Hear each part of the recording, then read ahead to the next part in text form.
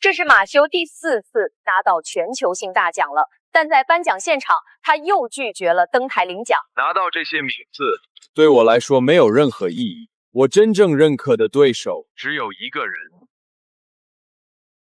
陆廷川，龙国史上最快赛车手，当年横扫全球赛道，天赋异禀。3年前在巴音杯夺冠后没去领奖，人间蒸发。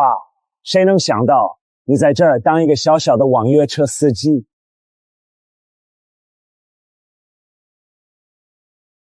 抱歉，你认错人了。和我比一场，我想看看我和你谁才是真正的车神。你的目的地到了。你改主意了，随时来酒店找我。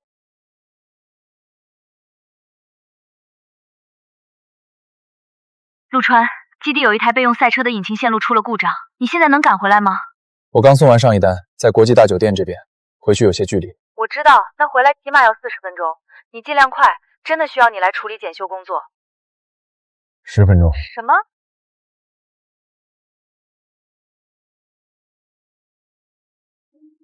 兄弟们，黑川哥已经踢馆了江城12家龙国车队了。事实证明，龙国赛车手简直不堪一击，连给我们黑川哥提鞋都不配。就是陆廷川失踪后，龙国早就没真本事的人了。黑川太帅了，今天直接把江城横倒。今天我就要去黎明车队收下江城的最后一支车队，让他们知道什么是真正的赛车。听到没有？黎明车队的人赶紧准备好下跪认输吧！哇塞，后面有网约车追上来了，笑死！这网约车司机是不是想接单想疯了？黑川开这么快也敢跟，不要命了！估计是平时在市区里做客赌傻了，跑到山道来找存在感，真是不知天高地厚。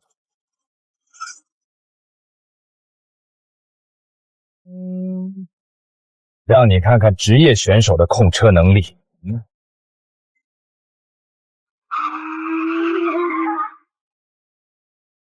不愧是黑川，这路线绝了！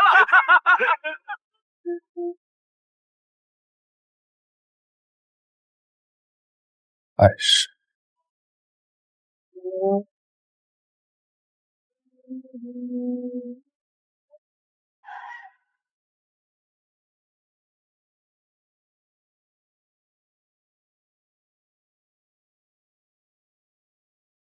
那个破维修工天天兼职跑网约车，不知道主城回来起码40分钟吗？要是耽误了今天修车，我唯他是问。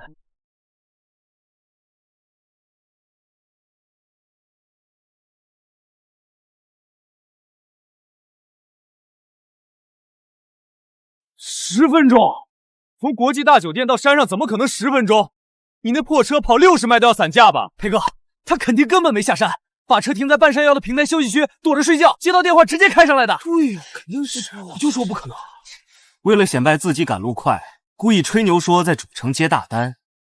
我看你这破车，连市区的单子都接不到。就是，裴哥每天起早贪黑在赛道上训练，帮离队分担压力。你这个修车的躲在半山腰偷懒，净耽误车队正事儿，还在这虚报行程。扔！偷懒耍滑还有理了？黎夏就是脾气太好，才让你这种底层打杂的爬到我们头上。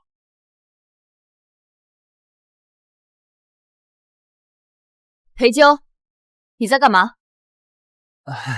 李领队，我就是提醒他注意工作态度，马上比赛了，他才刚从外面回来，我担心他给你添麻烦。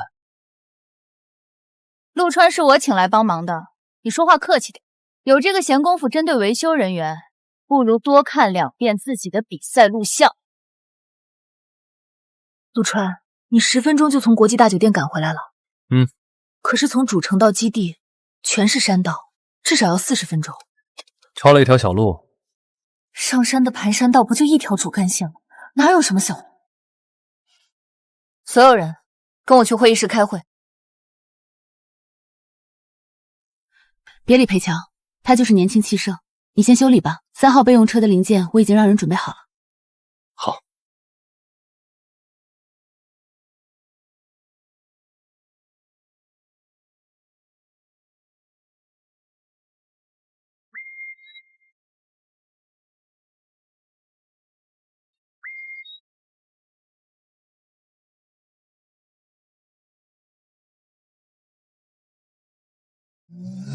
听声音，转速没问题，得试试过弯。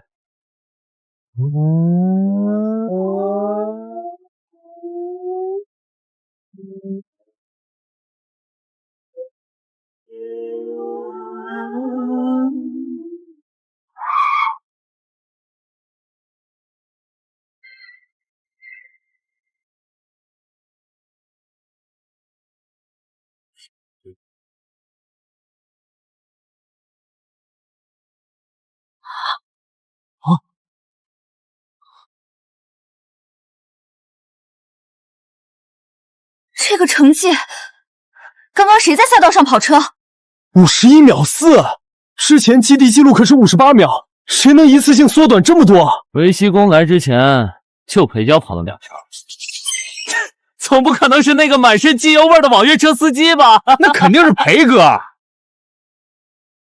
裴娇，你最近训练数据很好啊。和之前差不多吧。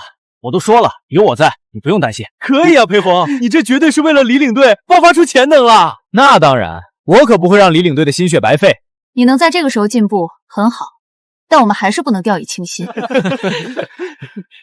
黑川这次开着全球直播四处挑战龙国车队，按规矩，挑战成功的车队会被他背后的神谷财团收购。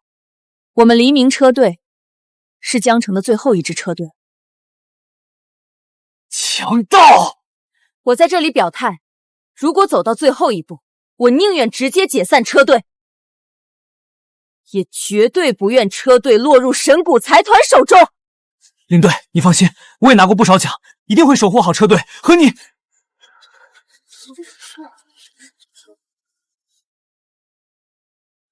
陆川，这次黑川来踢馆，我们胜算很低。我知道你来黎明纯粹是为了帮我，你开网约车收入不稳定，这里面有些钱，还有我写的推荐信，你没必要卷进这场对赌，快走吧。不，车队不会输，我不走。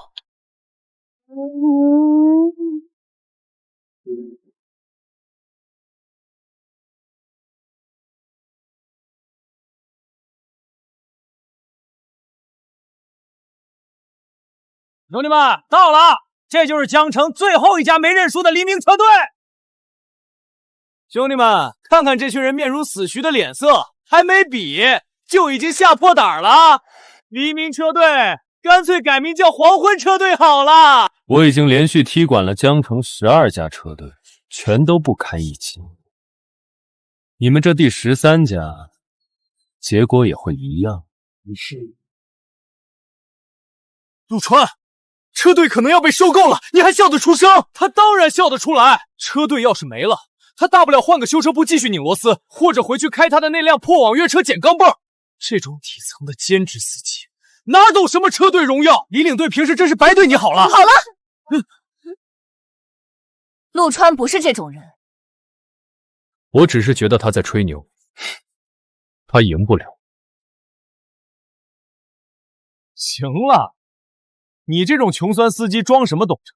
赶紧拿着你的破工具箱滚回车底待着去，别在这里碍眼。李领队，我在国内拿过不少奖，我的圈速数据你是知道的，这老外可能只是为了直播效果在吹你。我今天一定会守护好你和车队。没错，我们几个先上去摸摸他的底，让你看看龙国车手的真实水平。好啊，那就让你们几个一起上，省得浪费我的时间。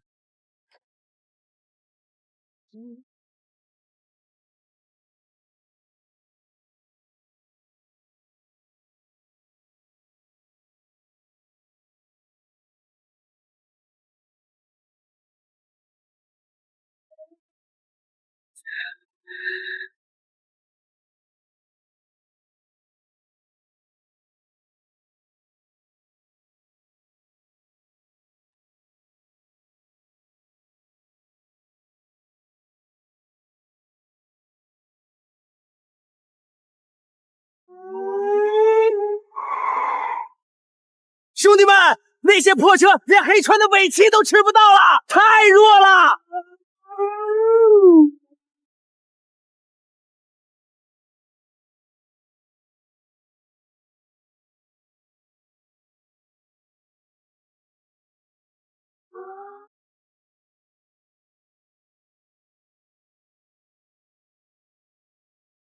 我跟你离婚！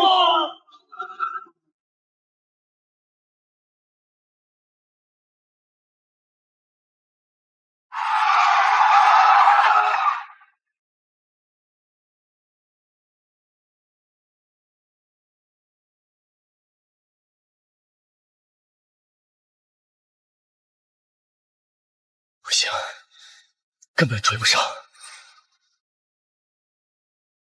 大家看到了吗？这就是龙国车手的水平。就这技术，还不如去踩三轮车呢！真是白费黑川哥的时间。欺人太甚！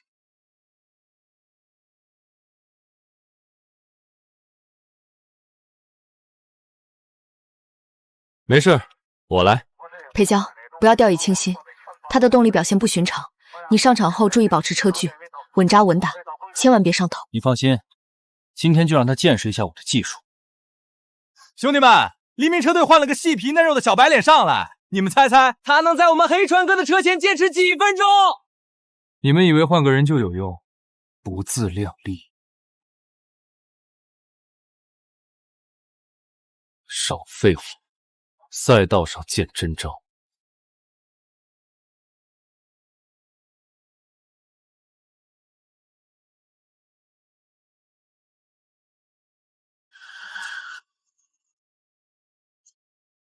漂亮！裴哥把内线卡得死死的，那个老外根本找不到超车的机会。不愧是打破了基地赛道记录的天才，看这走线，看这速度，裴哥今天赢定了。起步和前半段的节奏掌握的不错，只要能保持这个状态，赢下不成问题。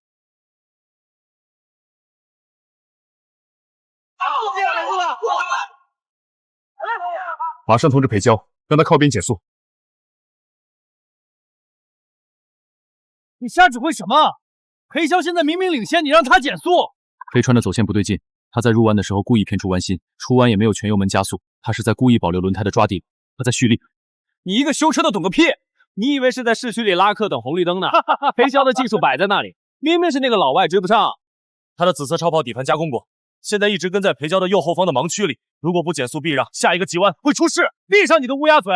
你那破车平时能开到80迈吗？就在这胡说！我看你这个底层司机就是见不得我们裴哥好。都别吵了，陆川，你是不是看错了？裴娇现在的速度很快，强行减速反而会乱了节奏。来不及了，玩够了，送你下场。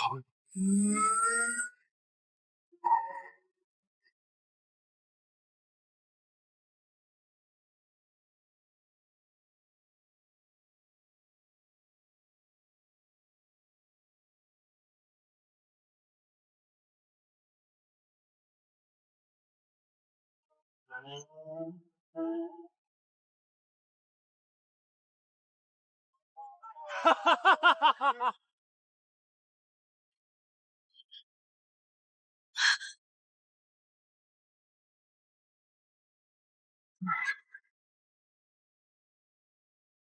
怎么可能？我真让这个修车说对了。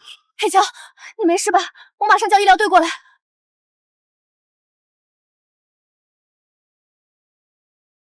你这是谋杀！你明明可以减速过弯，你偏要提速去撞他的车尾！少在这儿血口喷人！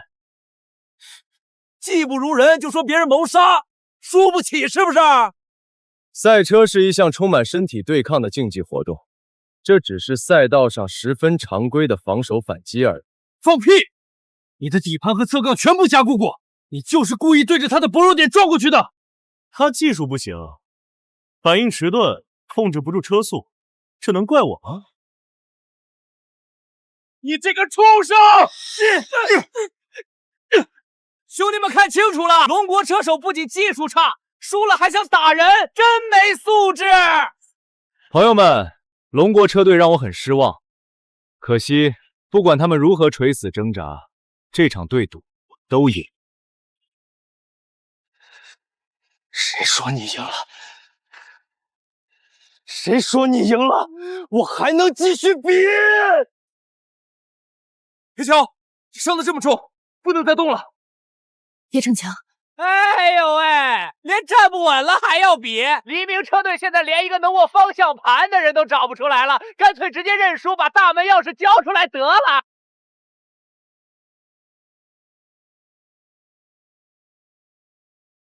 我跟你比。女教练，我劝你老老实实在场下待着，这可是生死对抗。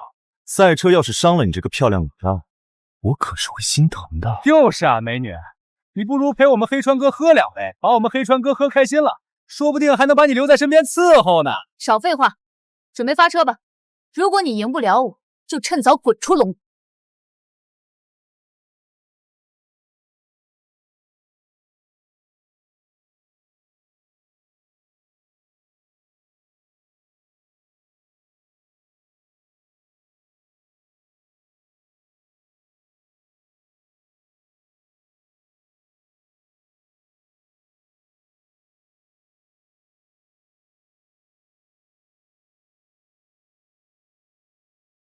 确实有点底子，不过你能撑多久？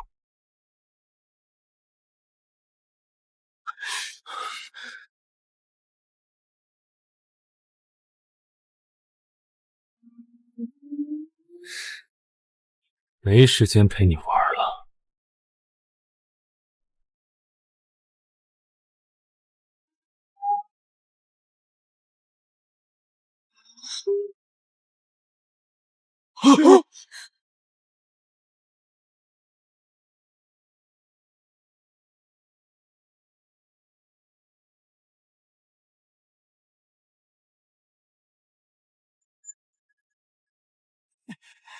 哎呀呀，翻车了！兄弟们看到没？这就是不自量力的下场。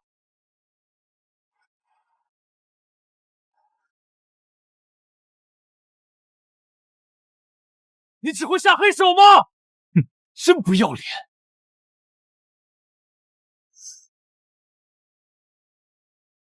滚开！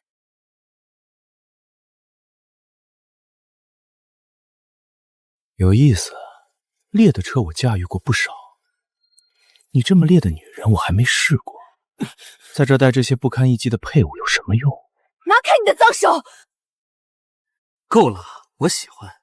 你如果现在好好求我，我或许可以考虑给你们车队留一条活路。美女，黑川哥看上你是你的福气，赶紧低头吧，别敬酒不吃吃罚酒。放开我们领队，我跟你拼了！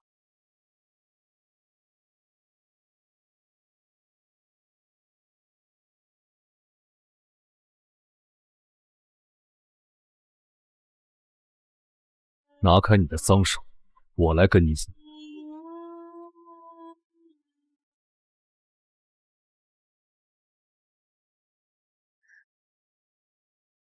你疯了！你一个开网约车的凑什么热闹？是啊，你连赛道都没上过，去白白送死吗？别把车队剩下的脸也丢光了。脸面是跑回来的，不是求来的。你懂个屁的赛车！你平时只会拉客送货，赛车方向盘都没摸过，杀什么跑？一个满身穷酸味的网约车司机要挑战我们黑川哥，这黎明车队真是没人了，拿个底层司机来凑数。行啊，你想玩我奉陪，不过赛道上车毁人亡我可不负责。陆川，别去，他底盘加固过，专门下黑手，你会没命的。放心，交给我。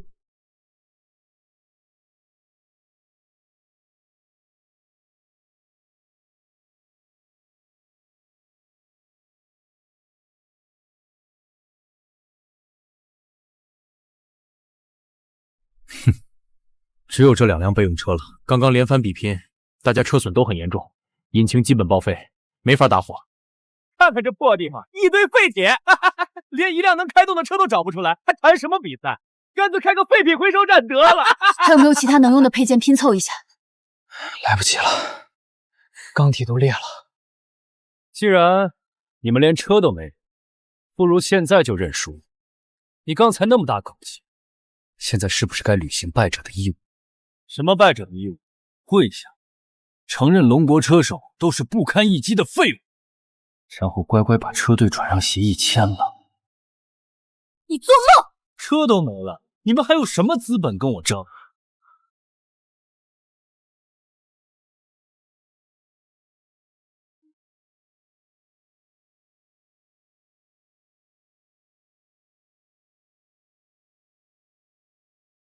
谁说我们没车？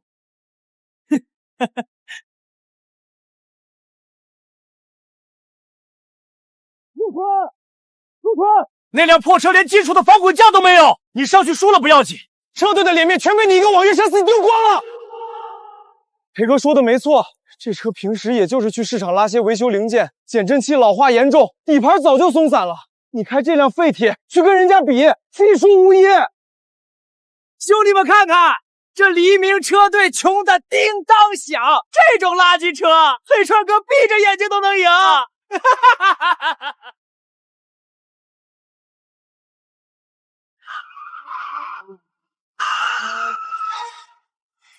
刚才在南山路段把这辆车开得飞快的是你，是又怎样？我还纳闷谁这么不要命，原来只是个当地熟悉地形的网约车司机。你以为刚才在南山路占了熟悉路型的便宜，就能在正式比赛里赢我？这人真以为会开网约车抢几个路单就能跟我们黑川哥比？今天我们就给大家展示一下实力的差距。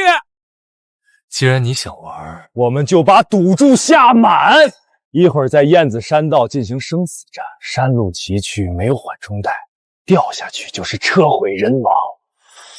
燕子山道那里是全江城事故率最高的一条路，旁边就是悬崖。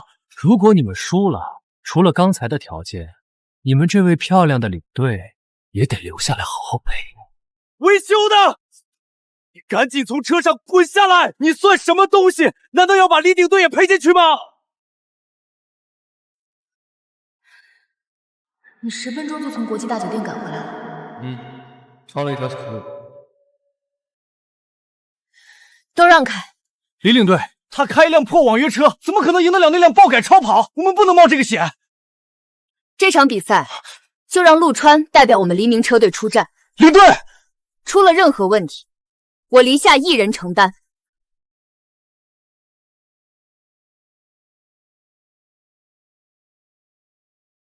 我同意你的条件，不过赌注需要对等，你输了怎么办？我输给一辆网约车？对，如果你输了，你要当着直播镜头的面跪在黎夏面前磕头道歉，承认自己完全比不过龙国赛车手。好大的口气！我答应，待会儿在悬崖底下的废铁里，我看你还有没有嘴说出这些话。哼！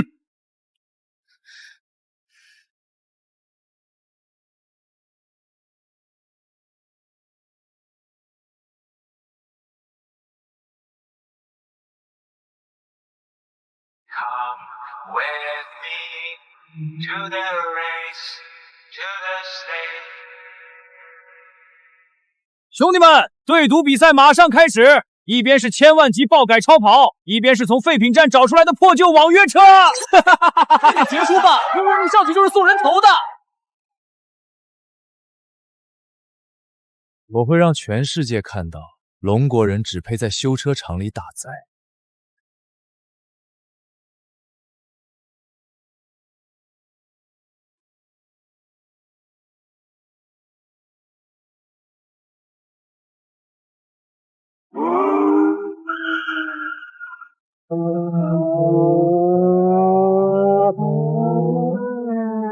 朋友们，这就是实力的差距。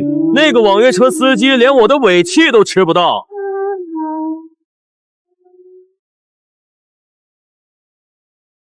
完了，实现加速的性能差距摆在这里，旧跑车的发动机马力根本跟不上千万级的跑车，落后的距离实在太多了，没希望了。比赛才刚开始，直线说明不了什么，后面全是复合弯道，不到最后不能定论。这么大的距离，靠弯道怎么补？如果刚才让我上，至少在起步阶段能咬住距离，不至于输得这么难看。他输了不要紧，可是他赌上的可是你和车队。我相信他。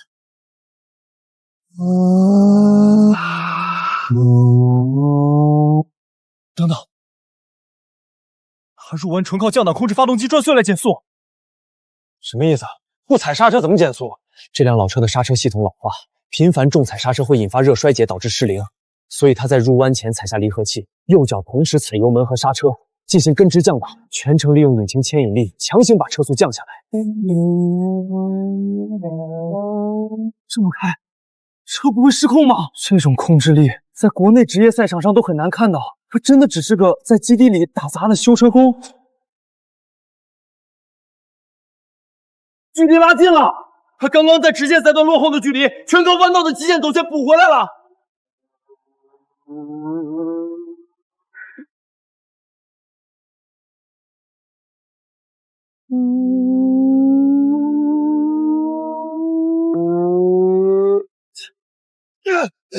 这台破车为什么还能跟上？黑川哥，直播间风向不对了。网约车追上来了，这走线太准了。入弯龙国赛车界还有隐藏高手。跟得再紧又怎么样？我现在就送你上路。我这台跑车的侧屏防撞梁经过特别加固，而旁边那辆网约车的车架可没有任何防护强度。兄弟们，这维系工马上就要连人带车变成一堆废铁了。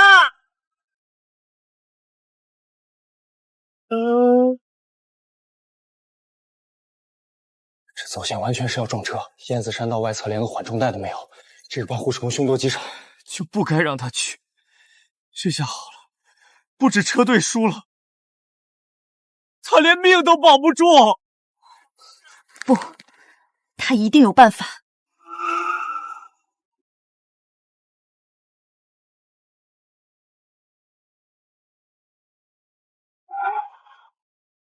一个破开车的，今天就让你知道得罪我的下场。黑川说错了，作为输公里出去活不成了，谁让他老板代步车跑严可山道，完全是自己找，赶紧结束比赛吧，保护旋转没意思，我车队完败。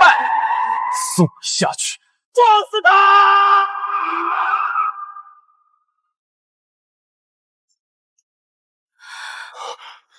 啊！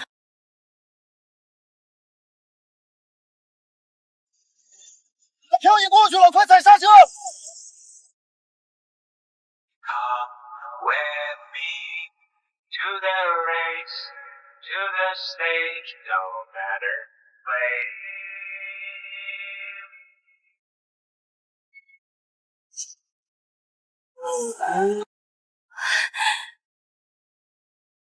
赢了！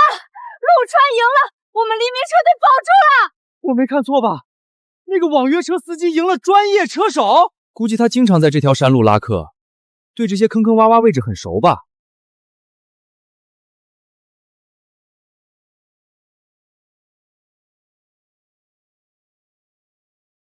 胜负已分，跪下道歉吧。让我跪下，你算什么东西？一个天天在街上为了几块钱跟乘客点头薅腰的网约车司机，也配让我低头？输不起，赛前的规矩可是你自己亲自定下。谁说我输了？我今天可是一人单挑你们整个黎明车队。 你不过是碰巧跑赢了我而已，我们车队还有人没上场呢。欺人太甚！你车队哪还有其他人？我师兄渡边刚好在国内办事，第2场他来跑。3年前那个在全球职业大赛里拿下16名的顶级车手，他怎么会来国内？完了，渡边是货真价实的职业级。听说他过弯的气质数据连专业的测试机器都测不准，让一个开网约车的去挑战全球16名的职业车手，跟直接投降有什么区别？ 刚才赢一场已经是老天爷保佑了，别把咱们车队的名声也搭进去。怎么，怕了？怕了就赶紧跪下把收购合同签了。别以为你赢了一场野路子山道就了不起，山路坑多，算你走运。敢去神谷集团的国际专业赛车场用统一的高性能赛车再比一场吗？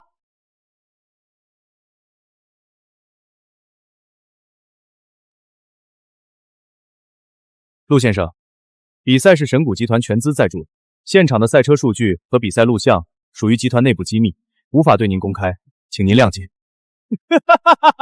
喂，臭司机，怎么不说话了？是不是听到神谷集团的名头吓到了？好，第2场我比。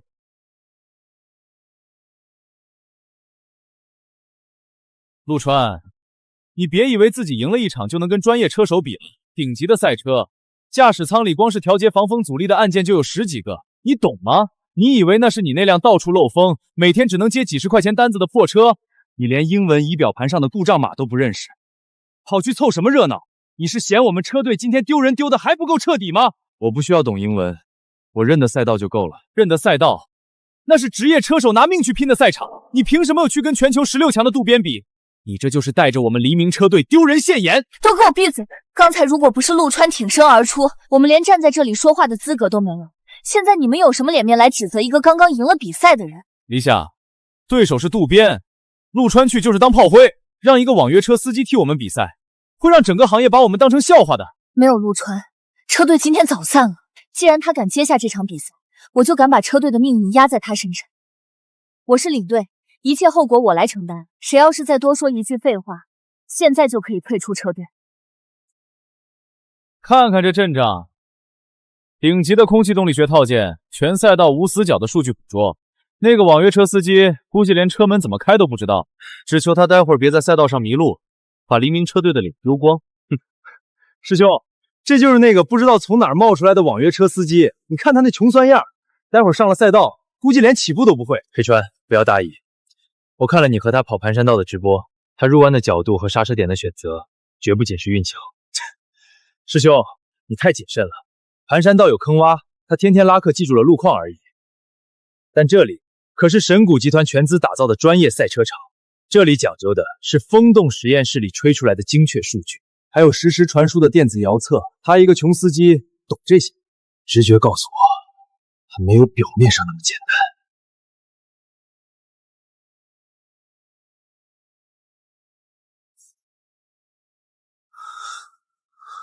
这个人，我好像在哪里见过。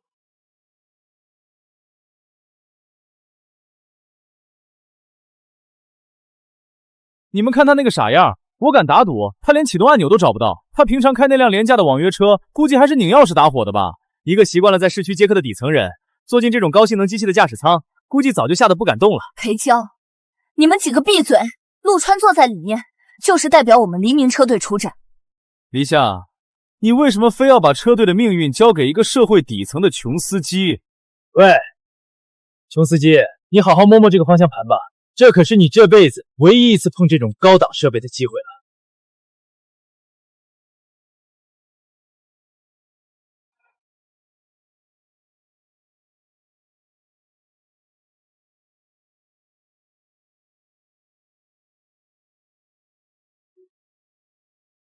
好赞！这起步反应时间几乎没有延迟。怎么可能？这穷司机怎么会用高阶弹射起步操作？他居然压住了专业选手的起步。刚才的离合控制和油门配合，连我都做不到这么流畅。这个网约车司机果然不简单。该死，他借风阻的技巧比我还熟练，每一个拐弯点的控制都精准无误。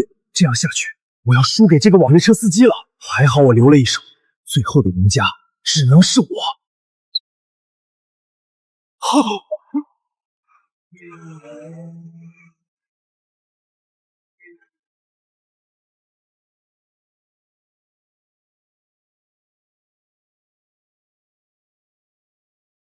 听雨，这辆赛车我一直在用，测试数据很好。今天你第一次比赛，哥把它让给你开。放心，哥，等我的好成绩。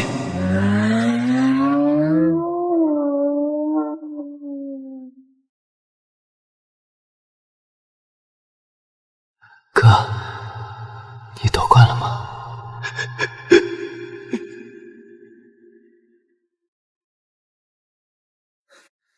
我要求彻查陆廷宇选手的比赛用车，我严重怀疑是赛车故障。陆先生，这是陆廷宇自己技术失误造成的轮胎过热爆裂，车辆由神谷集团资助，集团出于人道主义不要求你们赔偿，但电子遥测数据和内部监控画面属于集团机密，无法向你公开。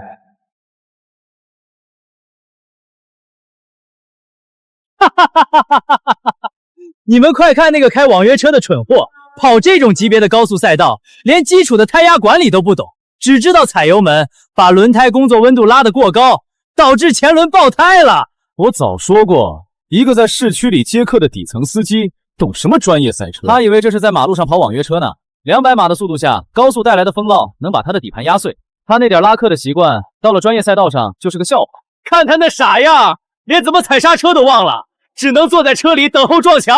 哈哈哈哈哈！陆川，快控制住方向盘，降档减速啊！果然，当年神谷集团一口咬定廷宇是胎压过高导致的技术失误，强行压下各项数据。今天，渡边又在我的右前轮上动手脚。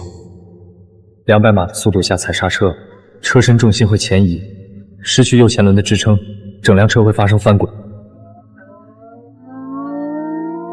现在我切断电子辅助系统，用物理机械操控，你们还能再按条赛车吗？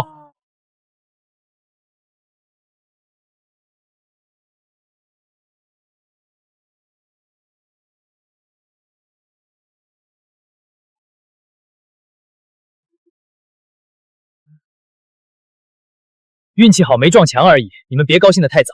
少了一个前轮，车头现在根本压不住地，风的阻力加上坏掉的悬架，这辆车马上就会在赛道上抛锚。那个开网约车的司机只能坐在残破的车里等死了。的确，底盘坏成这样，赛车会自动切断动力保护引擎。属定，不该让他去比的。这个网约车司机把咱们车队的脸丢光了。不，你们看赛道。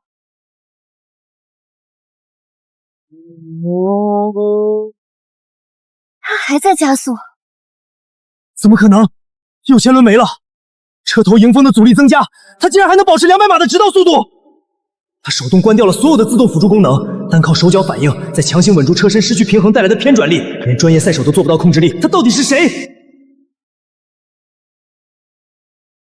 见风阻，他利用前车挡风形成的空间，强行拉高了引擎转率。一个底层网约车司机怎么会懂这种高级跑法？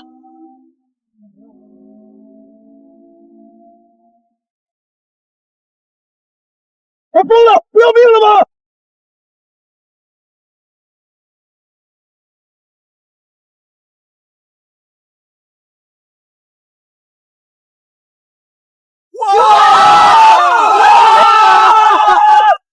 赢了！我们赢了！这控车能力根本不是一个普通网约车司机该有的水平。陆川他到底是谁？不可能，这绝对不可能！渡边怎么可能输给一个开网约车的废物？不减速过发夹弯，底盘受损还能靠4肢肌肉爆发力强行压住车身平衡。这种疯子一样的极限跑法，只有3年前退役的那个人能做到。结果出来了，按照约定下跪道歉。下跪？你算个什么东西，也配让我下跪？你肯定是作弊了。作弊的是你们。比赛中断，我的车突然爆胎，是你们神谷集团在后台做了手脚吧？你血口喷人，明明是你自己操作失误，弄坏了我们神谷提供的名贵赛车。放屁！明明是你们动的手脚，我只看结果。车坏了你就得赔，这辆车光改装费就高达3000万。今天你们黎明车队要是拿不出，一个都不准走。你这摆明了是敲诈，我们根本没这么多钱。没钱？没钱好办啊，规矩是死的，人是活的嘛。你想干什么？黎队长这脸蛋儿，这身段，在这破车队里整天吃灰，真是太可惜了。要不这样，你今晚去我的私人别墅，只要你把我和师兄伺候舒服了，我就大发慈悲，让你用身体帮这个姓陆的抵债，怎么样？一晚上3000万，黎队长，这笔买卖你可不亏啊！你无耻！贱人，给脸不要脸！老子能看上你是你的福气。既然你敬酒不吃吃罚酒，就别怪我不客气。来人，把他们抓起来！不给钱，男的打断腿，女的抱回酒店。这笔钱不用赔了。哪个不长眼的敢管神谷集团的闲事儿？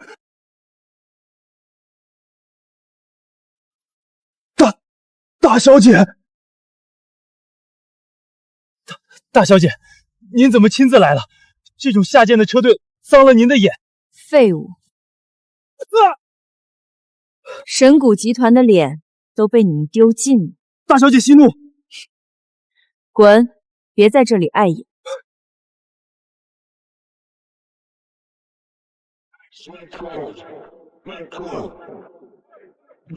你的表现我都看见了，失去抓定力还能靠肌肉强行压住车身平衡，这种爆发力我喜欢。不如我们来打个赌，我和你比一场，如果你赢了，3000万的修车费一笔勾销。陆川，答应他，这可是天上掉馅饼的好事儿。对啊，一个只知道保养做指甲的大小姐能开多快？你闭着眼睛都能赢他。一群不知死活的土鳖！你们以为大小姐是什么人？他可是神谷财团倾尽资源培养出来的天才。3岁摸方向盘，10岁就能在专业赛道上拿成绩。3年前的巴音杯，大小姐凭借硬实力跑进了前8名。我承认，这个开网约车的破司机有点实力，但也配合大小姐相提并论。3年前，巴音杯前8，难怪她敢这么嚣张。陆川，别冲动，这女人不简单。放心，我心里有数。比赛可以，但如果我赢了，还有一个条件。哦，你想要什么？只要你能赢我，你想要什么，我都可以给你。我对你不感兴趣，我要看神谷集团最核心的赛车数据。你做梦！那是神谷集团绝密商业资料，你一个开网约车的底层人也敢惦记？大小姐，不能答应这个疯子！很好，我没有看错人，你够狂妄，也够贪婪。神谷的核心数据我给得起，但我的赌桌上筹码可是要对等。你想要什么？如果你输了，我要你放弃现在的国籍，加入英州，彻底切断你跟这群垃圾的联系。怎么？不仅如此，你还要冠上我神谷家的姓氏。2个月后的巴音杯，作为神谷集团的专属车手出战。你这是让他当卖国贼！陆川，3000万我可以去凑，你不能答应。好，我答应。陆川，你疯了！真痛快，我真是越来越期待把你踩在脚下，看你臣服于我的样子。记住，从现在开始，你的命，你的人，都是我的。把你的脏手拿开！比赛还没比，少在这里发神经。他不一定会输给你这个搔首弄姿的女人。你算什么东西，也敢碰我？黎夏说的对，既然要比赛，就收起你这副坐台。场地在哪儿？好，很好。既然你急着找死，我就成全你。比赛场地就定在绿色地狱。绿色地狱？那算什么赛道？完全是沼泽屠宰场啊！陆川，绝对不行！那是一条未开发的原始丛林路段，路面错综复杂，后半段还有长达30米的连环淤泥深水坑。怕了吧？我们神谷可是有最顶尖团队打造的加高底盘重装越野赛车，在泥路也能如履平地。你们尽管去找车，看看能不能开进绿色地狱。陆川，这根本不是比赛，是单方面的虐杀。是啊，陆川，别去丢人现眼了，进了深水区就是等死啊！怎么？现在要像落水狗一样夹着尾巴逃跑了吗？绿色地狱名字不错，刚好作为埋葬你们神谷集团的坟墓。半小时后起点见。陆川，咱们车队的车跟他们底盘差距太大了，这段路太危险，底盘一旦进水，发动机会瞬间报废的。如果真撑不住，千万不要硬冲，大不了我们不要车队了，你的安全第一。别怕，跟我回来。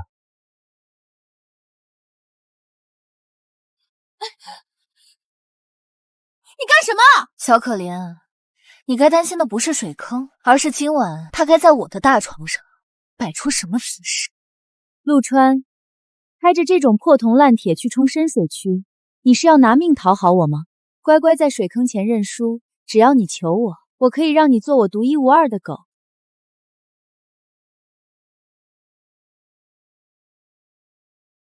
陆川，我会让你心服口服的跪在我面前。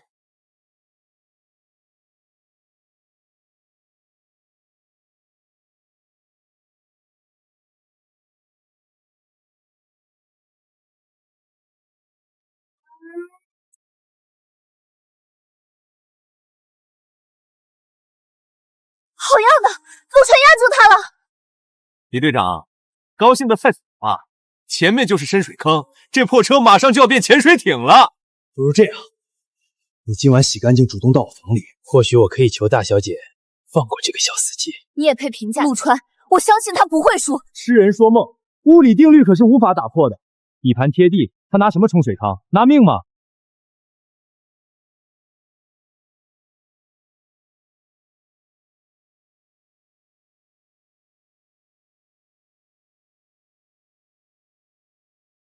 陆川在干嘛？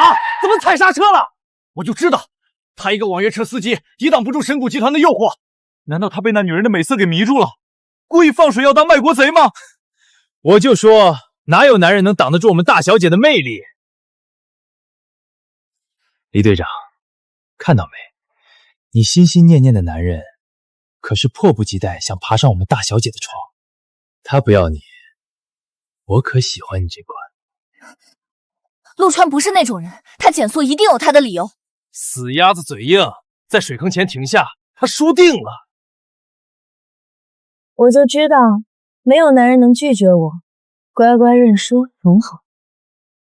水深1.2米，改装车长4.5米，目前速度降到30米，刚好够做跳板。就是现在！这疯子想干嘛？滴滴车高速出水坑，水压会直接把他的车底盘掀翻，他这是在找死！完了，这下全完了。陆川，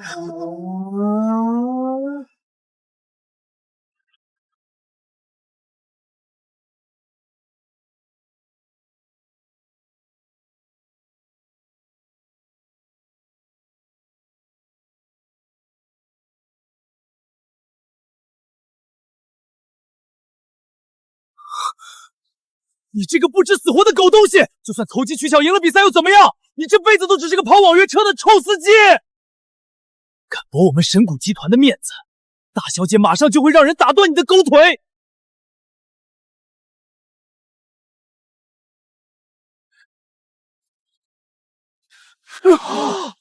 闭上你的狗嘴！太完美了，居然可以这样操纵赛车深水区！这种完全违背物理常识、突破人类极限的极致跑法，根本不是普通车手能做到的。整个赛车界，只有3年前失踪的那位车神能做到。什么？大小姐，你是不是搞错了？他就是个穷酸的网约车司机啊，怎么可能是车神？陆川是车神？车神怎么可能穷到去开网约车？他肯定是输不起，故意在这里抬高陆川的身份。不管你是不是他，你都彻底征服了我。你野兽般的爆发力，简直让人欲罢不能。只要你跟我走，想要什么我都可以给你。我的要求没变，我要你们神谷集团最核心的赛车数据。好，神谷的数据我给你。大小姐，那可是我们集团耗资100亿的最高机密。大小姐，不能把数据给他。你滚开！如果他真的是3年前那位车神，这份核心数据对他来说根本就是一堆废纸。毕竟他最擅长的就是用绝对的实力碾压一切赛车数据。大小姐，如果他真的是那位车神，拿到数据，他会拉着我们整个集团一起陪葬的。你在这里发什么神经？一份数据而已。当年巴音杯的赛场上，集团做了手脚啊！当年巴音杯，所有的选手赛车都是神谷集团赞助的。陆廷川在开始前就展露了惊人的天赋。总裁为了确保神谷的代言人能万无一失的夺冠，暗中让人修改了陆廷川的赛车数据。我们偷偷调低了那辆车的底盘承受量，只要陆廷川在最后关头全油门冲刺，必定会当场爆胎。什么？你们竟然敢！可是谁也没想到，比赛前他竟然跟自己的亲弟弟换了车。戴上头盔后，根本没人发觉。本来以陆廷的技术，最多只是轻伤错过冠军，但他弟弟直接车毁人亡了。大小姐，如果这个司机真的是当年的车神，这份原始核心数据交到他手里，他一眼就能看出赛车被暗改的痕迹，那是蓄意谋杀啊！铁证一旦曝光，整个神谷集团的股价会瞬间崩盘，彻底万劫不复。就算他不是车神，把机密交出去，我们也担不起这风险啊！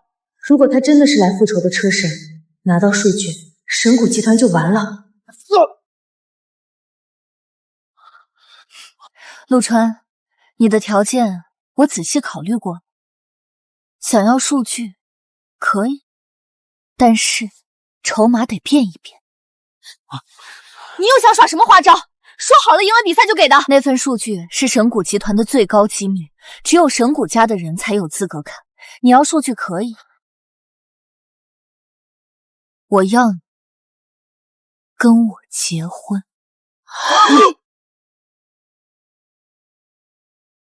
结婚？大大小姐，你疯了吗？你简直有病！他凭什么要跟你结婚？闭嘴！这里没有你说话的份儿。只要你跟我结婚，就能拿到你想要的数据，以及整个神谷集团的财富和最顶级的赛车资源。怎么样？这笔买卖，你可是稳赚不赔啊！你还要不要脸了？明明是你输了比赛，愿赌服输把数据交出来，现在拿结婚来要挟，真把我们当猴耍呀！就是，堂堂神谷财团的大小姐，竟然是个输不起的赖皮狗。愿赌服输？别天真了。我说过，那份数据是神谷集团的最高机密，就算是总裁的女儿，我一个人也说了不算。陆川，我可以给你另一条路。如果你现在放弃要数据，我可以立刻给你2000万，作为这场比赛的补偿。你非要那份数据的话，就必须成为我的丈夫。只有这样，你才算神谷集团的核心成员，才有资格触碰那些机密。大小姐，您三思啊！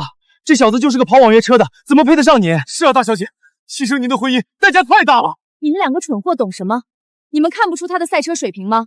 如果他能跟我结婚，彻底跟神谷集团绑定，让他开上我们最新研发的赛车，何愁拿不到下一届巴银杯的冠军？只要拿到冠军，神谷集团的股价就能翻倍狂飙，到时候带来的利益何止百倍。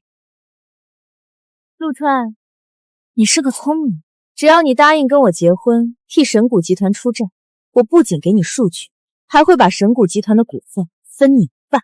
小子，你真是祖坟冒青烟了！你跑10000年网约车都挣不到这钱的一个零头。大小姐肯下嫁给你这个泥腿子，是你8辈子修来的福气，还不赶紧跪下谢恩？让我娶你，休想！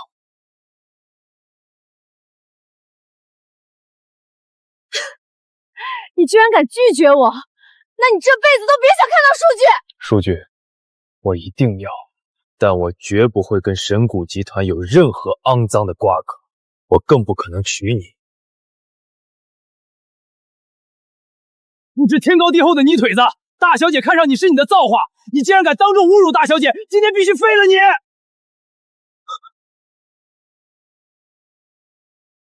我最后给你一次机会，你想好了再说。等一下，陆川，我们不需要跟他做这种恶心的交易。谁说只有你们手里才有数据？你当所有人都是傻子吗？下一届巴音杯的冠军奖品早就在国际七总公布了，是神谷集团为了展示最新科技，斥巨资打造的顶级改装赛车。那台冠军赛车里绝对搭载着你们最核心的数据，甚至比你们手里的原始文件更全面。陆川，只要你报名，在巴银杯堂堂正正的拿下冠军，就能把那台车赢回来。我会找到专业的团队，把那台车的隐藏数据全部破解出来。我们根本不需要向这个女人低头，更不需要用你一辈子的婚姻去换。拿冠军赢回奖品，破解我的数据，荒谬！小村姑，你以为巴银杯是你们这种乡下土包子玩的过家家吗？你连今年的赛事规则都没搞清楚，就想着拿冠军？规则怎么了？只要陆川上场，一定能把你们这群卑鄙小人踩在脚下。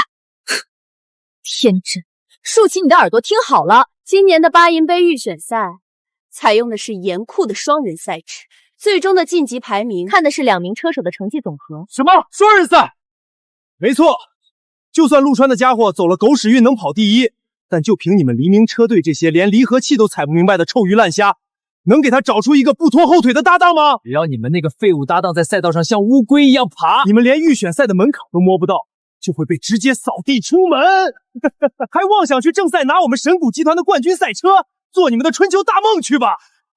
陆川，听见了吗？这群废物只会成为你的拖累。而我不仅是神谷集团的大小姐，更是曾经在巴音杯拿过前8的车手，只有我才有资格和你并肩作战。只要你点头，神谷的顶级资源、赛车，还有我，全都是你的。搭档的人选，我有更好的选择。好，既然你敬酒不吃吃罚酒，我就在预选赛的死亡赛道上等着你。我们走。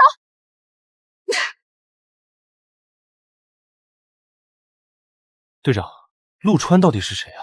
我一直以为他就是个普通的网约车司机。普通网约车司机？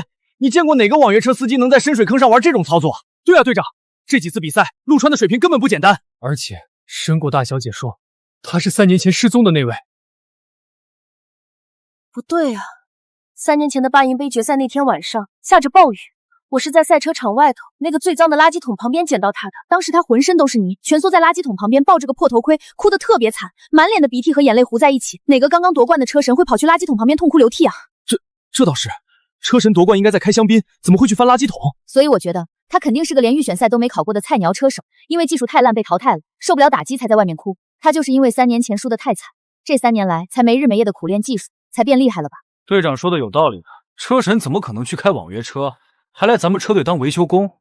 可是这也太巧了，失踪的车神叫陆廷川，他叫陆川，仅仅1字之差。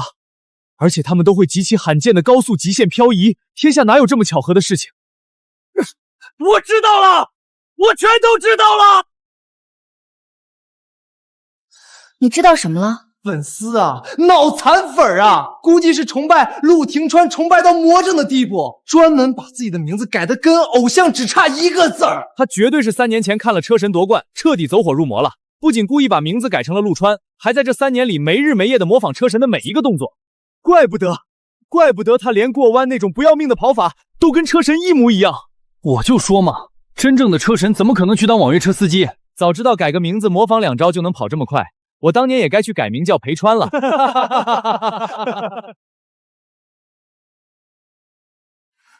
陆川，怎么了？刚才你为了气明日香，把大话说出去了。可是巴音杯的院选赛怎么办？双人赛制极其残酷，它不是看一个人能跑多快，而是看2辆车2个车手之间那种几乎心灵相通的极致默契，互相卡位，互相破风。可是我们车队除了你，根本找不到第2个人。如果随便拉个人上去，不仅帮不了你，还会成为巨大的拖累。参赛的搭档我已经找到了。谁？你在哪儿找的高手？就是你。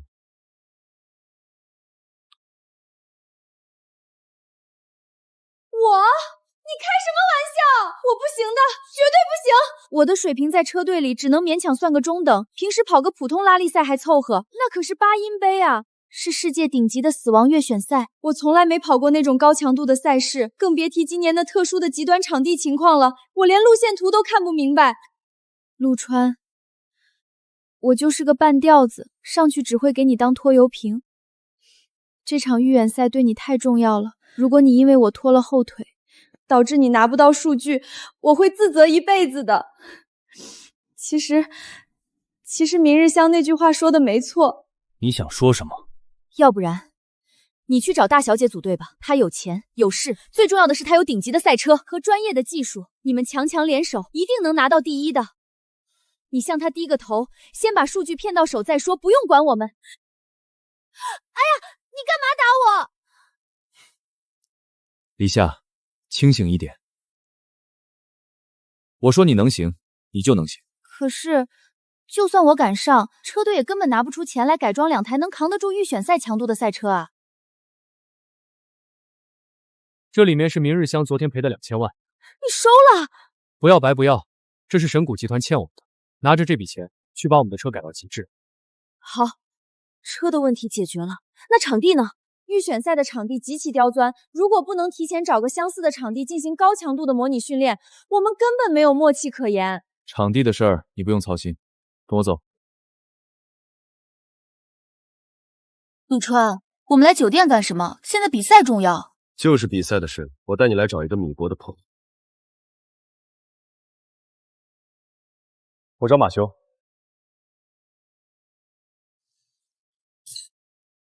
看你们这副穷酸样，也是听到风声跑来这里抱新晋车手马修大腿的。我们找谁关你什么事？哈哈哈哈哈哈！小丫头脾气还挺冲，也不撒泡尿照照自己。这几天全球的顶级车手挤破头想见马修一面，求他大发慈悲组个队。就凭你们这种连赛车都买不起的乡巴佬，也敢到这儿来？老子可是3年前巴音杯排名第17的顶级职业车手，身价上亿。马修有个铁律，白天从不见客，更别提见你们这种浑身散发着穷乡味的底层垃圾。趁本大爷现在心情还没坏透，赶紧带着你的女人滚回贫民窟去，别在这脏了我们的眼睛！你嘴巴放干净点。陆延川的技术比你们这些只知道拿钱砸装备的人强100倍。笑死我了！一个开破网约车的，技术比我们职业车手强100倍。这女的是不是没见过世面，把开网约车不回章当成车神了？小子，你这牛吹的挺大呀，躲在女人背后算什么本事啊？你是不是想钱想疯了，想在这儿碰碰运气？万一马修眼瞎看上你呢？你误会了，我不是来找他组队的。不组队？那你跑这儿来干？收破烂吗？就这种开破烂铁皮箱的底层垃圾，也敢跑来大酒店的 VIP 大厅大放厥词？闭嘴！你们凭什么瞧不起开网约车的？小丫头长得倒是水灵，可惜眼光太差，跟了这么个废人。小子，我算是看明白了，你这穷鬼知道自己没资格见马修，所以故意带个漂亮女来当筹码是吧？你胡说什么？怎么被我说中了？想靠女人的身体去讨好马修，换个组队名额？你这种底层蛆虫为了往上爬，还真是一点男人的尊严都不要了！真是不要脸啊！自己没本事就让女人去张开腿！你无耻！你以为所有人都像你们一样肮脏吗？哼，省省吧，你们这条路子走错了。整个赛车界谁不知道马修是个彻头彻尾的赛车疯子？他脑子里只有赛车，根本不近女色。在马修眼里，只有3年前那位站在世界之巅的无冕之王车神陆廷翱才配做他的对手。至于你们这种妄图用低贱手段上位的垃圾，只会脏了马修的眼睛。趁我现在还没叫保安，赶紧带着你的女人滚出大酒店！别等会儿马修下来看到你们这种恶心的苍蝇，坏了我们组队的兴致。打电话到顶层套房，告诉马修，楼下有姓陆的人找他。笑死我了！你以为你姓陆就是车神陆廷川吗？这天下姓陆的阿猫阿狗多了去了。就是，你这穷逼，要是能把白天从从不见客的马修叫下楼，老子今天就把大堂的烟灰桶当场吞下去。一个跑网约车的，还装上大尾巴狼了。等会儿马修发火，看你怎么死。陆川，要不算了吧。马修毕竟是新晋车神，你就算认识他，或者曾经是他车迷会里的联络人，这种时候他也未必会见我们。万一他发脾气，他不敢。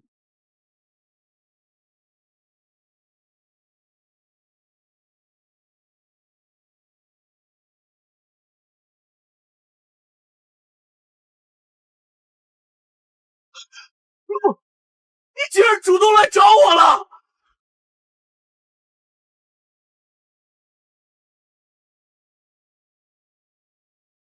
见鬼了！车震马修居然在抱一个网约车司机！马修先生，你好，你好，我是雷霆车队的王牌车手。这穷鬼就是个开网约车的，满身穷香味儿，别脏了您的眼。您看我怎么样？3年前巴音杯我拿过第17名，这个大厅里我是最适合做您搭档的人。你谁呀？马修先生，您这是什么意思？我好歹也是有头有脸的顶级车手，这大厅里其他车手的成绩都不如我。你要找双人赛的搭档，我就是你最好的选择。您总不可能放着我这种身价上亿的王牌不要，去跟这个底层网约车司机组队吧？跟他组队，我倒是想找他组队，就是不知道陆，你愿不愿意给我这个面子？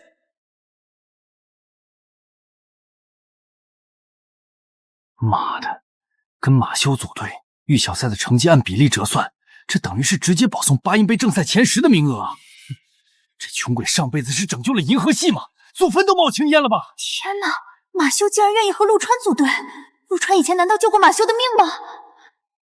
陆川，快答应他，这可是千载难逢的机会。要是你能跟马修组队，预选赛的名额就稳了。抱歉，我已经有搭档。你是不是脑子进水了？给脸不要脸！马修先生屈尊降高，跟你这种人组队那是抬举你，你还在这装什么清高？你以为你是谁啊？车神陆廷川吗？哗众取宠，赶紧给马修先生跪下道歉！闭嘴！在这个大厅里，除了陆，你们所有人加在一起都不配跟我组队。我就知道，以你的脾气，认定的事情绝对不会轻易改变。既然你铁了心不跟我组队，那你今天亲自大驾光临来找我，总不可能是来叙旧的吧？说吧，来干什么？他的技术有些生疏，不熟悉今年右选赛的极端路况，所以我想带他去你在米国的专属模拟赛道练习几天。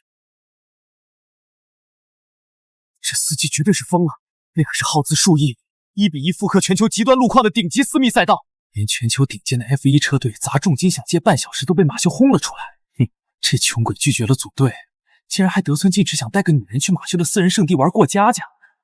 马修绝对要发飙了。陆川，不用这样。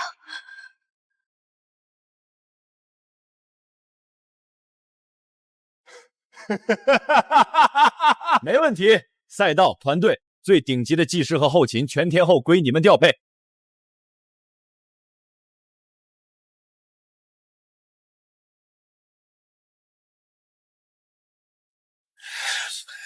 但如果你带着这个女孩打进了预选赛，到了巴音杯正赛那天，你必须跟我堂堂正正的比一场。我要看看几年过去，你的实力有没有进步。如你所愿。如川，你到底是？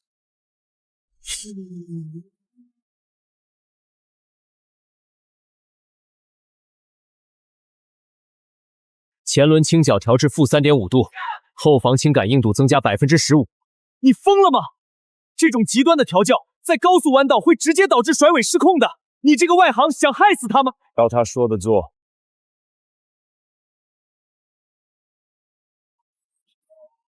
陆川，这个弯度太死了，我不减速根本切不过去。刚才那个角度，方向盘向左多打0.5度，利用修改的防倾杠硬度，全油门直接压过路肩。犹豫不决的保命开法，在巴音杯上是拿不到名次的。全油门压路肩，物理定律不允许这种操作，车绝对会翻的。我不能拖陆川的后腿，我可以的。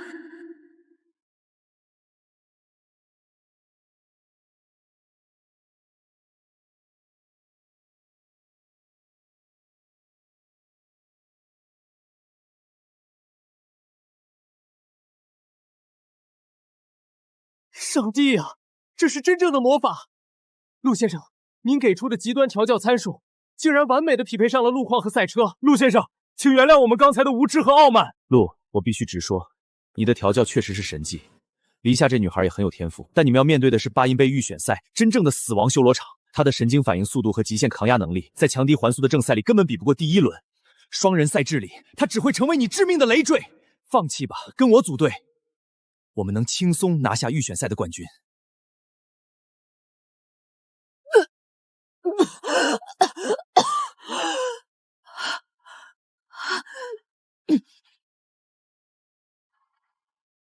陆川，我准备好了，随时可以再来。原地休息10分钟。马修，你的好意我心领了，但我是龙国人，我要用我的方式，带着我的人，在这个赛道上为国家争取属于我们的荣誉。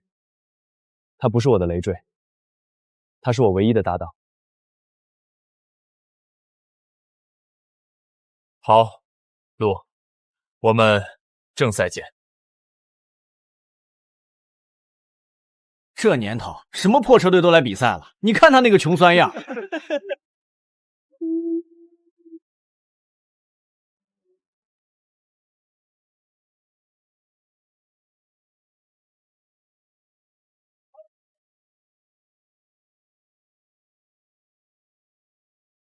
陆川，现在反悔还来得及。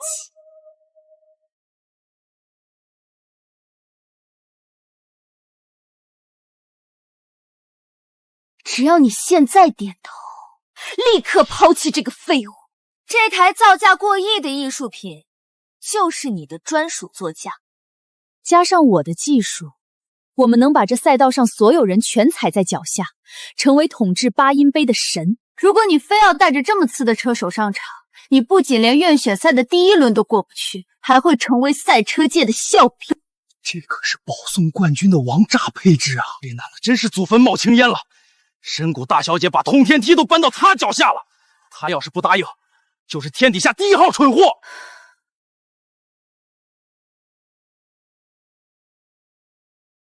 深呼吸，别管他们。陆川，你真的不考虑吗？那台车对你拿冠军很重要。没有你重要。你的东西我不需要。好，陆川，你别后悔。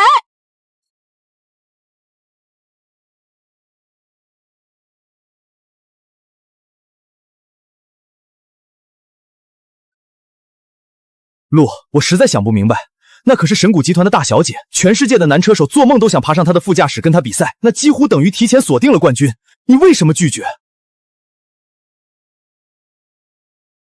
因为我是龙国人，我不需要靠财阀施舍，我要在他们最引以为傲的赛道上，把属于我们龙国的冠军荣誉堂堂正正拿回来。观众朋友们，万众瞩目的巴音杯预选赛正式打响。今年采用残酷的双人赛制，极其考验车队的底蕴和默契。当然，赛道上也混进了一些奇葩。黎明车队这辆破旧的平民轿车，简直就像混进狼群里的哈士奇。还有个半吊子女车手，大家猜猜，他们能在赛道上撑几秒钟？别怕，按陆川教的做，绝不能成为他的累赘。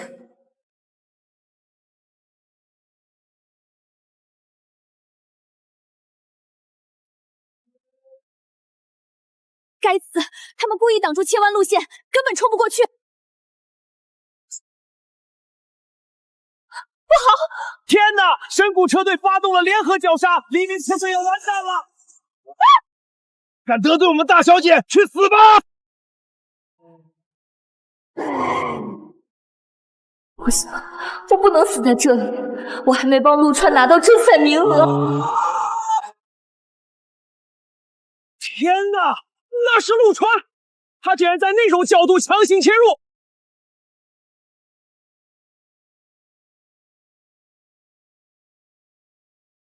风导他要通过一击吗？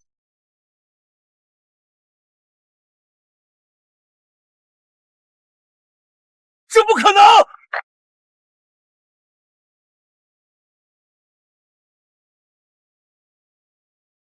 陛下，切入内线，跟紧我的尾灯。收到。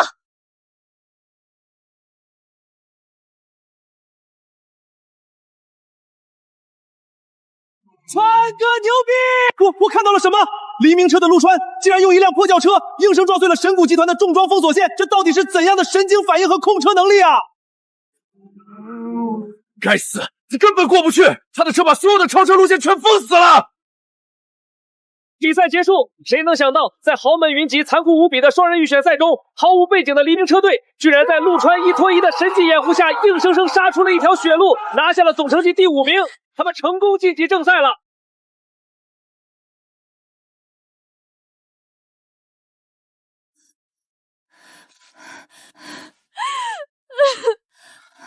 队长，咱们晋级了，这是天大的喜事啊！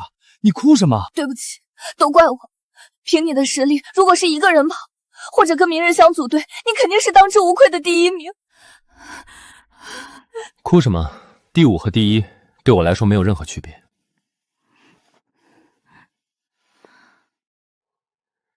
我要的只是一个进入正赛的名额。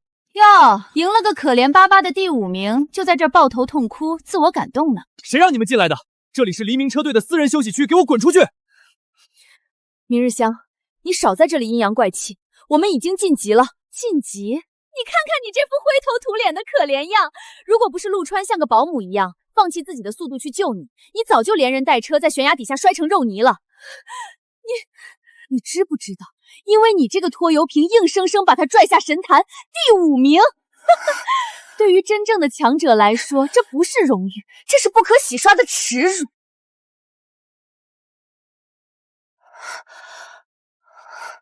陆川，你看到了吗？这就是你选择的搭档，一个只会拖累你的废物。巴音杯的规则是很残酷的，预选赛的成绩会折算成正赛的领跑位置。你现在只拿了第5，已经输在起跑线上了。你现在后悔了吗？说完了，说完就滚。我喜欢你这副桀骜不驯的野兽模样。不过，男人总是要为自己的冲动付出代价的，不是吗？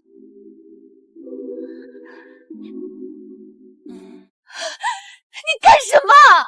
陆川，神谷集团的大门永远为你敞开，只要你想通了，今晚12点前拿着这张房卡来顶层套房找我，我会让你享受到什么叫做真正的第1名的待遇，不管是资源还是我。我们走，我回床上等着你来求我。陆川，你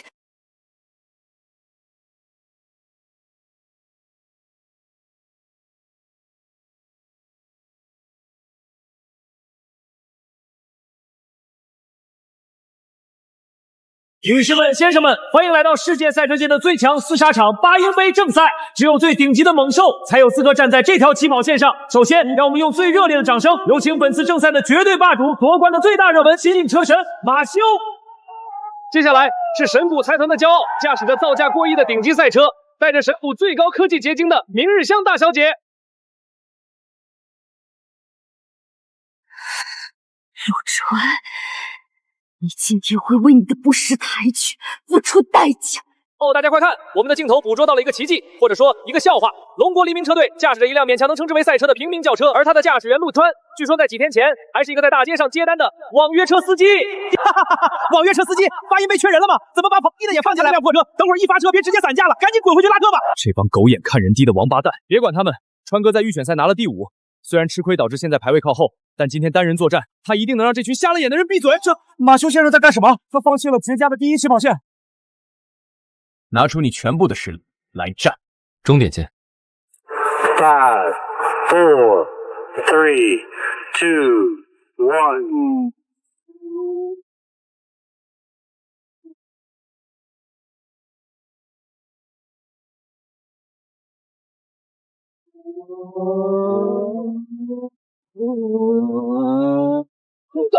他连热胎都不做，你有病了吗？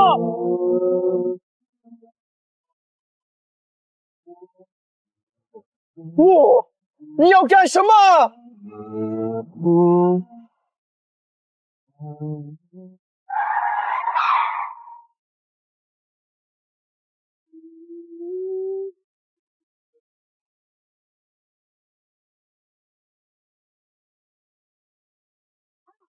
这不可能！贴着护栏不减速漂移，这是人类能做出来的操作吗？天哪！我看到了什么？这是魔鬼的步伐！这反常规的开法，这种将赛车逼入绝对死境的恐怖统治力！太像了，这像极了3年前统治整个赛道，让所有赛车手闻风丧胆的车神陆廷川。对，就是这种感觉，这才是真正的你。陆，别想甩掉我！该死，他怎么可能跑得这么快？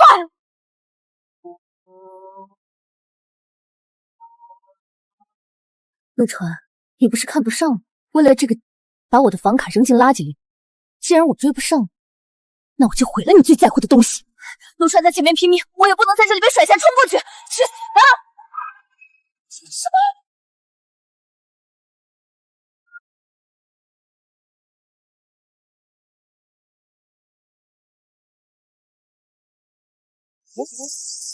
天哪，太惨烈了！在长直道末端发生了一起极其严重的赛道事故，黎明车队的黎夏选手在超车时发生了严重碰撞，赛车已经完全报废。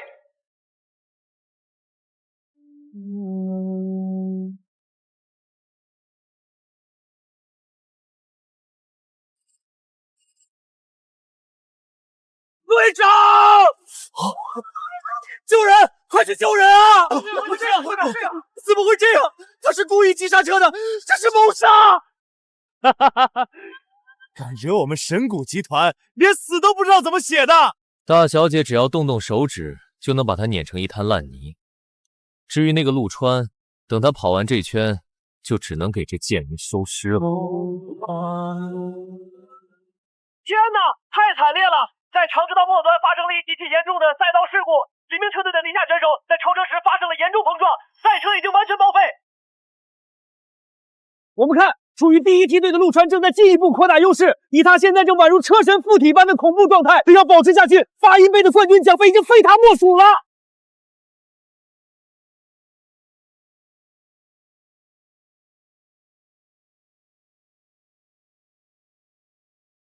陆川在干什么？赛车出故障了吗？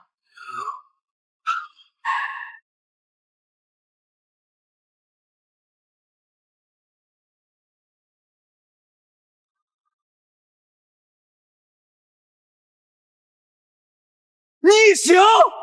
陆川竟然在八音杯的赛道上逆向行驶，他这是在自寻死路！这穷鬼脑子进水了吧？竟然放弃遥遥领先的优势去救个女人，他以为这是在拍苦情电影吗？底层就是底层，毫无职业素养，让他彻底沦为整个赛车界的笑柄吧。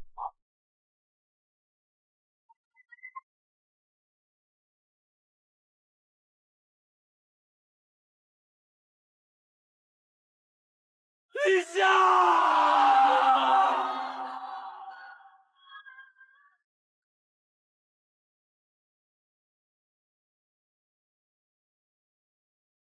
队长，队长，你撑住啊！陆川，别说话，医生在这，你不会有事。不，回去，快回去！不要管我，这是你唯一的希望，去拿第一！哥，拿到冠军了吗？队长，你别说话了，川哥已经落后好几公里了，追不上的。陆川，去把神谷集团踩在脚下！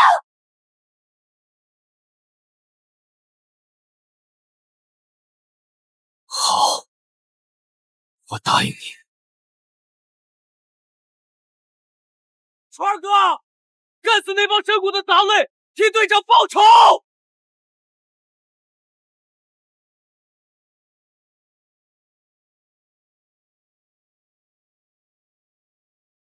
我们看到黎明车队的陆川选手在救下搭档后，似乎又重新坐回了赛车里，但很可惜，这是毫无意义的挣扎。大家看数据面板，因为刚才的紧急刹车、倒头逆行，再加上救援所耽误的时间，陆川现在的排名已经完全垫底。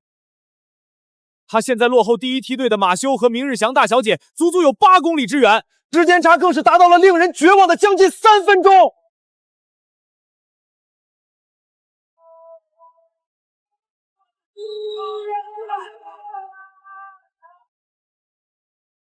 哈哈哈哈哈！这就是不知天高地厚的底层人，脑子里装的都是些可笑的感情。为了个半死不活的贱货，连唯一翻身的机会都扔了。现在就算他把油门踩穿，也追不上我们大小姐了。垃圾就是垃圾，永远成不了气候。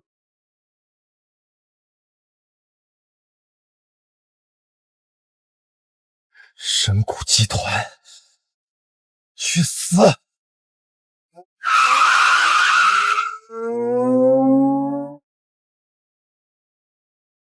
那只疯狗追上来了，前面的弯道外侧就是万丈悬崖，连半米缓护区都没有，给我卡死内线，让他跟在后面吃灰！这疯子想干嘛？那是死角，他想死吗？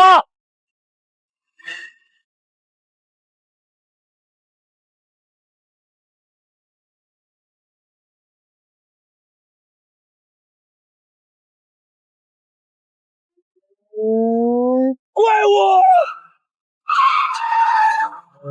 太可怕了，这根本不是赛车，这是在赌命！我的上帝啊！我看到了什么？5个连续的死亡悬崖漂移，他完全抛弃了抓地和安全。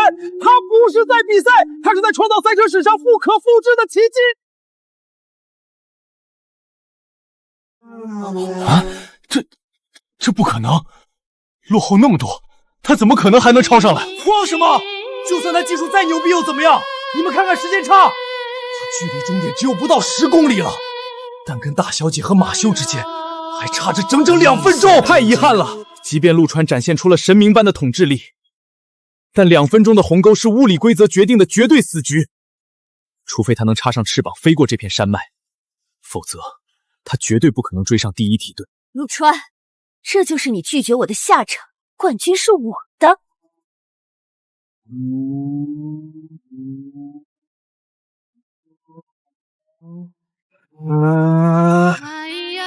天哪！陆廷川没有减速，他没有进绕山弯道，他直挺挺地冲向了断崖边缘，他疯了！他这是要去死！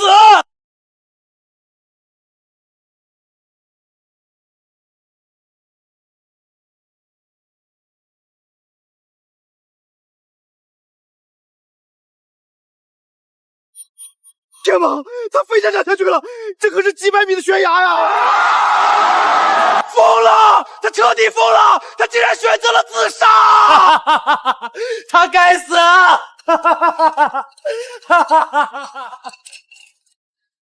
这就是得罪我们神谷集团的下场。陆川彻底疯了，他竟然选择了自杀！既然我得不到你，毁了你也好。陆，你还是没有履行我们的诺言。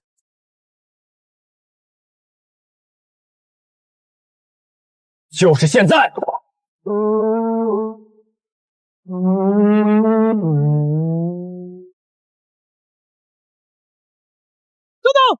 他没坠落，他在天上飞。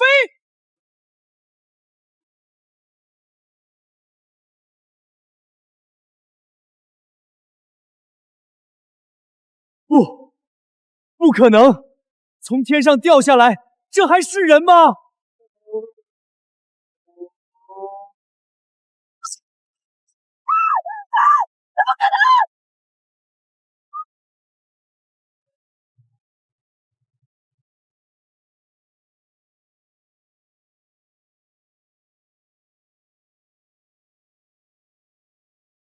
陆廷川！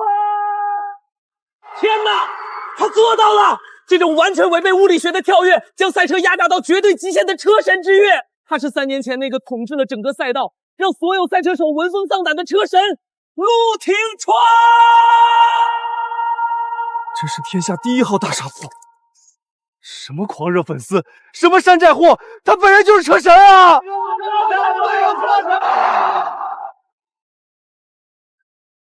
车神，他是来复仇的。完了，川哥，不，车神，我们赢了！裴兄，带人去把冠军那台神谷概念赛车扣死，找人拆了它，剖析里面的隐藏数据，直接交到国际汽科组委会。我要让神谷集团永不翻身。明白，我拼命也会看好它。陆川，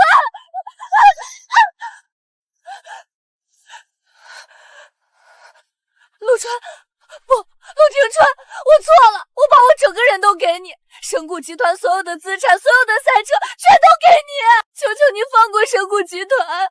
神谷集团害死了我弟弟，就差点在赛道上杀了黎夏。你们欠下的血债，等着血偿吧。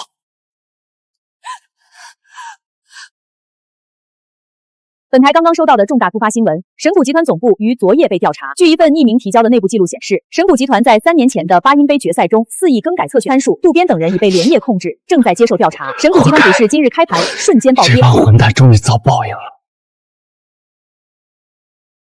黎夏，对不起，如果不是因为我，你不会躺在这里。3年了，我只要一闭上眼睛，脑子里全是弟弟去世的样子。如果鲜花能够敞开，哥，你夺冠了吗？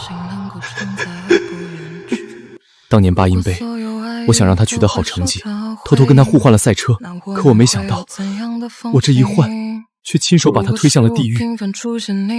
神谷集团是杀人凶手，而我也是帮凶。我不配去领奖，更不配再碰方向盘。我以为把自己当成垃圾一样扔在阴暗的角落里就能赎罪，是你把我从那个又脏又臭肿垃圾桶旁边拉了起来。你信我，护我。可是我给你带来了什么？我是不是真的就是一个天煞孤星，根本就不该去碰赛车？别哭了，别哭起来，就不像车神了。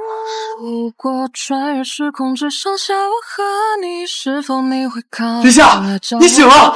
医生，我马上叫医生。我听见了，原来我3年前从垃圾桶旁边捡回来的那个浑身是泥，只会抱着头盔痛哭的流浪汉，竟然就是大名鼎鼎的车神陆廷川。对不起，我瞒了你。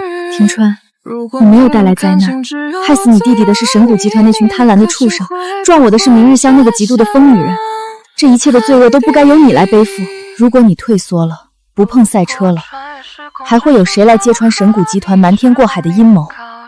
谁来为你弟弟讨回血债血偿的公道？李夏，李夏，陆廷川，你听好了，你不是天煞孤星，你是这个世界上最好的赛车手。是否你会坚定陪着我老去？如果你能看清只有我最爱你，你那颗心会不会也像安迪？